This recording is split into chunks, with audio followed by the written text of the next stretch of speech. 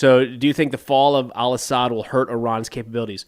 100%. And I think we're already seeing that play out. So we'll go to the map here again because I like maps.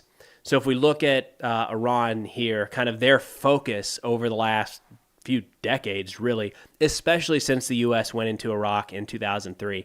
So a major focus of Iran was setting up this land bridge that they could use to exert control from Iran, from Tehran especially, across Iraq, across Syria, into Lebanon, and then potentially even a little bit into Jordan, and then, of course, Gaza and the West Bank. So what has happened to Iran just in the last few months, which is crazy when you think about this? They lost a lot of their fighters and a lot of their main connections in Gaza and in the West Bank and Hezbollah. Remember all the major fighters that were killed there. Syria is now off limits in a sense to the IRGC. We've seen Jolani come out and kind of say, like, we still want to be on good terms, but that land bridge is completely severed.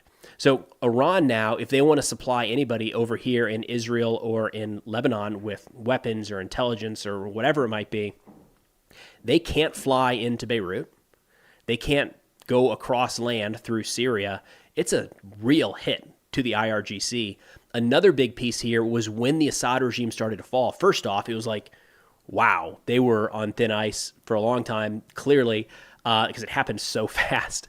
But also we saw a lot of these militia groups, they didn't stand and fight. If you look back to the whatever, like 7 hours it took for Assad to fall, it was all against regime forces. The militia groups, the Iranian-backed militia groups, a lot of them fled into Iraq. And we saw videos of this. And then there was some talk about them maybe going back in, but they didn't, at least in any large numbers.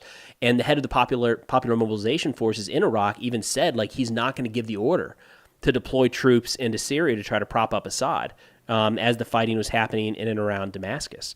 So I think that's a major knock to Iran. There was a good article I saw in the Long War Journal where somebody argued that this might be the weakest that we have seen the Iranian regime since 1979. That's a big statement, but there's no doubt the Iranian influence is still there, but severely degraded from where they were, honestly, even like 6 months ago. So, yeah, I think it's a pretty big hit.